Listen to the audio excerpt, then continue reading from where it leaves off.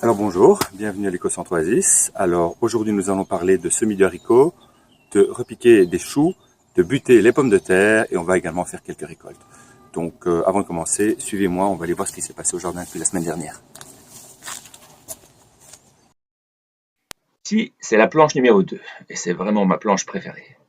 On parle partout d'augmenter la productivité et le rendement, mais cette planche-là, elle donne un rapport travail-production extraordinaire.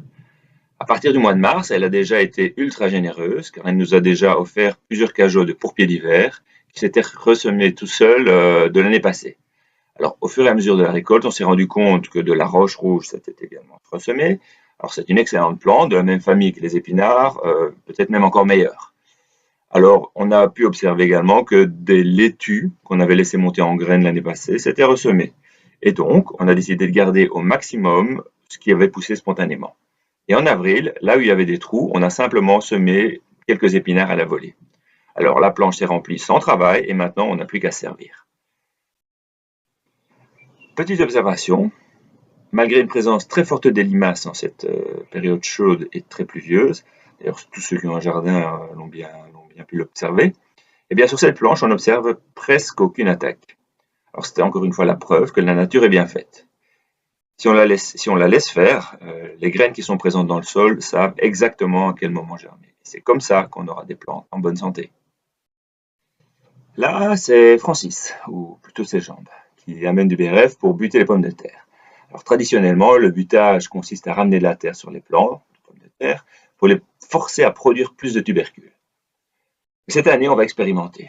Nous avons planté les patates au mois d'avril et on a recouvert d'une épaisse couche de bois raméal fragmenté, donc le BRF, qu'on a récupéré chez un voisin qui taillait ses haies.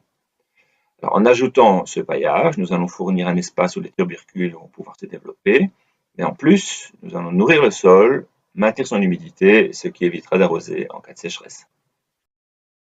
Ici, nous plantons quelques choux raves entre les panais. Je les ai semés chez moi, en pépinière, et donc nous n'avons plus qu'à les repiquer. Alors, attention, comme je l'ai mentionné, les limaces sont vraiment agressives cette année, et donc nous allons recouvrir chaque plant d'une demi-bouteille en plastique de récup, ce qui permettra de réduire les attaques. Enfin, on espère. Alors, on peut également entourer chaque plant d'un paillage de chanvre ou même de sable pour ralentir la progression des limaces. C'est encore la période des semis de haricots. Alors, nous allons semer une variété naine que nous allons associer avec les pommes de terre. Alors, il y a plusieurs raisons pour ça. Alors, comme les haricots poussent en hauteur, ils ne seront pas gênés par les plants de patates qui occuperont tout l'espace au sol. Et en plus, les haricots font partie de la famille des légumineuses qui ont la particularité de fixer sur leurs racines l'azote contenu dans l'air et donc d'enrichir le sol en azote.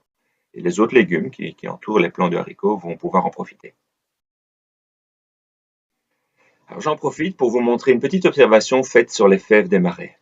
Alors elles ont l'habitude d'être envahies de pucerons noirs, alors plutôt que de vouloir les détruire, en général je les laisse. Il faut savoir qu'en général, les pucerons sont inféodés à un légume, c'est-à-dire qu'ils ne se nourrissent que d'un seul type de légume. Alors même s'il y a quelques pucerons, la plupart du temps, les plants vont quand même pouvoir produire des fèves.